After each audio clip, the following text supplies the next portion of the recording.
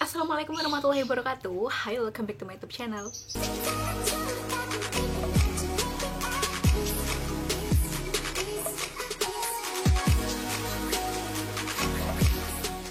Di sini aku mau kasih tahu pengalaman aku sewaktu aku pakai serangkaian produk dari MS Glow. Sebenarnya muka aku tuh nggak punya permasalahan yang berarti gitu loh, Rek. Jerawat juga cuma datang 1-2 aja munculnya pas mens. Terus ya kulitku tuh berminyak banget. Nah, itu yang juga memicu gampang munculnya komedo. Udah gitu aja. Dan suatu ketika aku merasa kulitku tuh bener-bener kusem saat itu. Kusem banget dan mulai muncul beruntusan. Sebelumnya aku nggak pernah pakai produk aneh-aneh sih. Aku cuma pakai skincare OTC-an yang bisa dibeli di mana-mana, di drugstore, di swalayan, kayak gitu-gitu. Nggak pernah pakai skincare yang aneh-aneh. Nah, namanya juga manusia ya. Nggak pernah puas dengan kondisi diri yang membuat aku waktu itu kepikiran untuk mencoba skincare dari dokter atau dari klinik. Dan inilah yang bikin aku datang dengan sukarela ke kliniknya MS Glow dengan tujuan untuk bikin kulitku lebih cerah. Cerah loh ya, bukan putih. Aku sama sekali nggak kepingin dan nggak kepikiran kalau kulitku bisa jadi glowing, putih kayak kaca, kayak tanpa pori-pori gitu. Aku bener-bener nggak kepengen. Nah, datanglah aku ke sana sekitar tanggal 11 April. Nah, sebelum beli produknya, aku konsul dulu ke dokternya. Tempatnya tuh emang oke banget, Rek. Mewah, elegan, terus rame. Sebelum kesana, aku udah cek beberapa produknya dia, terutama yang paket-paketnya itu, yang ada paket ultimate, kemudian paket glowing, paket acne, kayak gitu-gitu. Aku cek di BPOM, emang dia udah terdaftar. Dan jadi, waktu aku kesana, aku udah nggak khawatir, dan nggak ada pikiran negatif thinking sama sekali sih. Terus selama konsul, aku bilang nih ke dokternya, keluhannya tuh apa? Dokternya tuh nanya kan, keluhanku ya kulitku tuh kusem, dok, aku pengen kulitku lebih cerah, intinya itu aja sih. Kalau jerawat sih normal, kulitku berminyak, aku bilang gitu kan. Habis gitu dokternya ngecek wajahku, cuman dicek pakai tangan doang sih. Oh, ini ternyata banyak fleknya, kata dokternya gitu. Ya udah, aku kasih ini ya, krim buat fleknya ya, sama sunblock aja. Dan entah kenapa, mungkin aku kebetulan sama dokter yang salah gitu ya. Aku merasa konsulnya itu sama sekali nggak interaktif gitu loh. Si dokternya tuh kayak berusaha untuk segera mengakhiri percakapan itu gitu loh. Jadi dokternya tuh kayak keburu-buru ngono loh, Rek. Dan akhirnya aku dikasih resep buat beli 4 produk. Jadi sepaket gitu kan. Akhirnya aku langsung bawa resepnya itu ke kasir, ya udah tinggal nunggu dipanggil. Pas di kasir, aku dikasih tahu sama mbaknya kalau aku dapat 4 produk, yaitu facial wash, sabun cuci mukanya, toner, terus krim sunblock, sama krim buat flek premium. Nah, krim sunblocknya ini dia dipakainya di pagi hari, flek premiumnya itu dipakai untuk krim malamnya. Krim sunblock sama krim flek premiumnya itu dia cuman berlabel nama gitu doang, nggak ada keterangan ingredientsnya, nggak ada keterangan apapun di wadahnya itu loh. Jadi itu kayaknya emang krim racikan gitu sih. Aku bayar, itu habisnya 355, lumayan kan, Rek, menguras kantong gitu ya. Cuman kayak aku tuh ya udah gitu loh, dengan mudahnya aku rela mengeluarkan uangku untuk bayar itu. Oke, dengan excitednya, malamnya itu aku langsung pakai serangkaian produknya itu kan. Ya, sehari, 2 hari, 3 hari, oke lah ya. Nggak ada efek purging sama sekali. Nggak ada breakout sama sekali. Pemakaian selama 3-4 seminggu, itu udah ada perubahan banget di wajahku. Wajahku jadi lebih mulus, beruntusanku itu langsung hilang seketika. Kulitku tuh jadi lebih bersih, jadi lebih cerah, jadi lebih glowing. Apalagi pas bangun tidur setelah pakai krim flek premiumnya itu, bener-bener pas bangun tidur muka aku tuh glowing, basah yang cantik menurut, Rek. Aku antara senang dan bingung sih, kenapa kok efeknya bisa secepat ini gitu kan. Sebenarnya aku juga ada rasa khawatir saat itu sedikit banget, tapi ya udahlah ya, aku lanjutin dulu kayak gimana seterusnya. Terus 2-4 minggu pemakaian, mukaku tuh bener-bener kayak kaca, Rek. Bener-bener glowing, mulus, kayak aduh, sumpah ini bener-bener perfect gitu loh. Sampai aku tuh, kalian percaya nggak sih mukaku yang kayak gini aslinya dia bakalan jadi kayak gini waktu itu setelah 2-4 minggu. Aku tuh jadi merasa kayak foundationku tuh gak penting, bedakku tuh gak penting, karena nggak pakai apa-apapun itu udah bagus gitu loh mukanya. Bahkan shade foundationku itu juga naik 1,5 tingkat loh. Foundationku yang warna-warna sawo mateng gini itu udah nggak masuk semua, Rek. Aku harus beli foundation baru. Terus setelah sebulan pakai ini, yang bikin aku makin kaget lagi adalah undertone wajahku tuh berubah. Jadi undertone-ku yang warm ini, dia tuh berubah jadi cool, Rek, bayang no. Jadi udah nggak warm lagi undertone-ku itu. Mau pakai foundation yang berbau-bau warna beige kayak gitu tuh udah nggak masuk. Malah masuknya tuh foundation yang light, yang fair kayak gitu. Kan yuk aneh sih.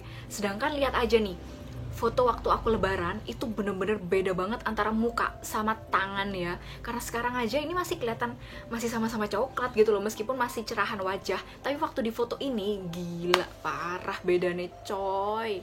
Dari situ sebenarnya aku udah mulai mikir sih sedikit, wah ini krim kok aneh ya gitu.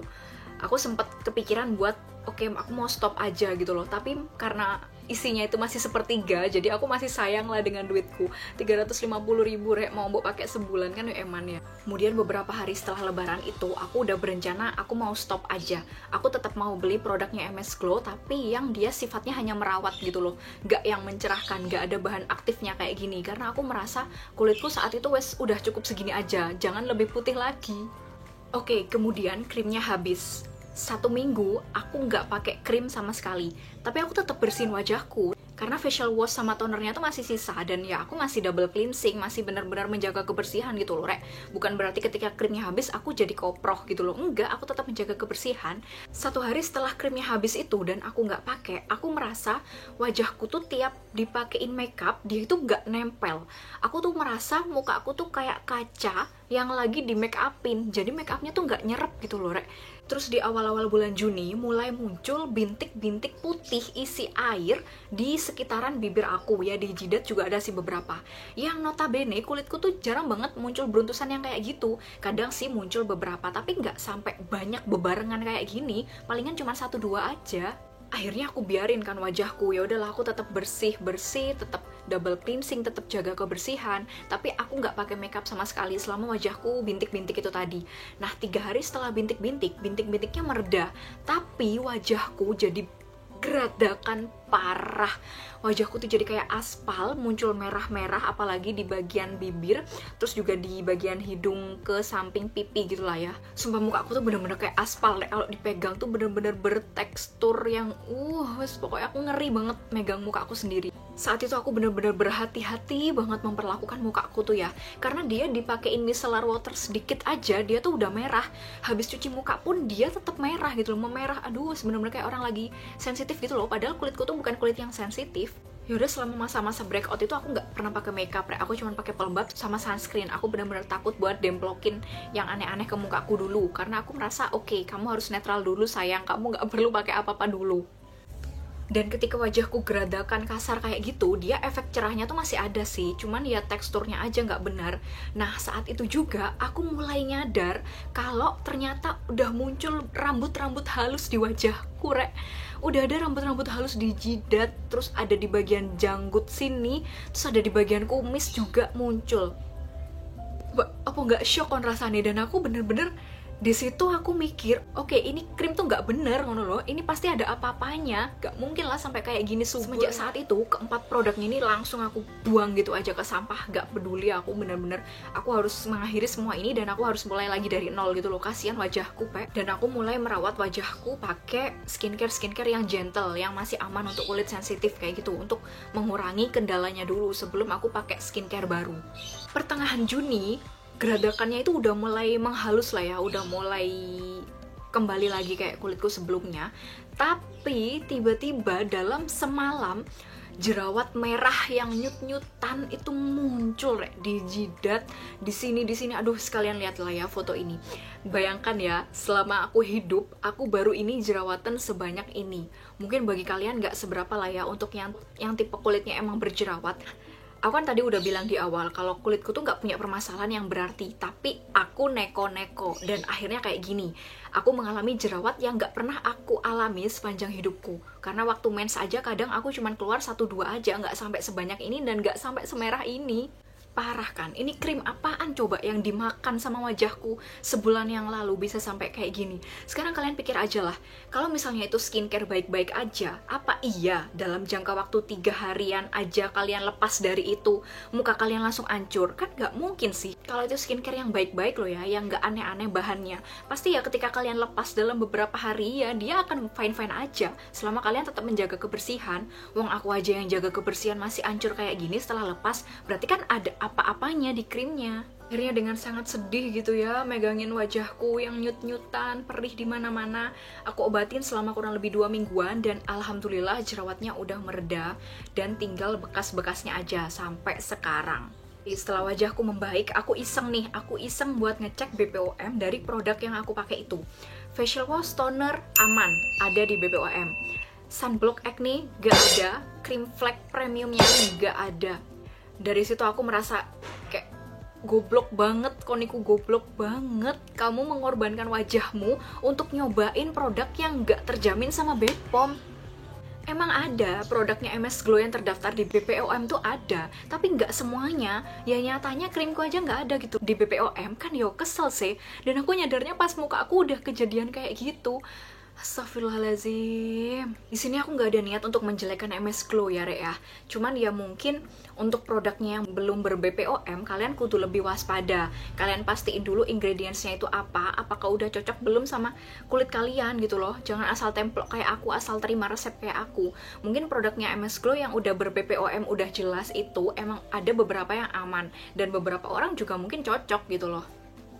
Dan aku bener-bener bersyukur banget pemulihanku itu cepet, karena aku lihat cerita beberapa teman-teman yang lepas dari krim dokter, pemulihannya tuh sampai 6 bulan, sampai setahun, bahkan sampai bertahun-tahun pun ada gitu. Dan aku juga bersyukur aku terjebak di produk ini itu cuman gak sampai 2 bulan, gak lama-lama, jadi mungkin pemulihannya akan lebih cepet juga ya. Ya, pesan aku sama kalian, gak apa-apa sih kalian mau cobain krim dokter atau krim apapun atau produk apapun, tapi harus kalian pastiin keamanannya. Kalian harus cek lisensinya di BPOM, dan kalian juga harus paham ingredientsnya atau komposisinya itu apa aja. Ini tuh wajah kalian tuh aset, ini tuh investasi masa depan. Jangan sampai kalian hancurin gitu aja cuman gara-gara kalian kepingin glowing atau kepingin putih, jangan. Oke, segitu dulu yang bisa aku share ke kalian. Semoga video ini bermanfaat dan bisa kalian ambil hikmahnya. Jangan lupa like video ini dan subscribe channelku buat yang belum. Kalian juga boleh komen di kolom komentar bawah kalau kalian ada pertanyaan atau kalian ada saran untuk video aku depannya. Dan sampai jumpa di video aku selanjutnya. Bye-bye!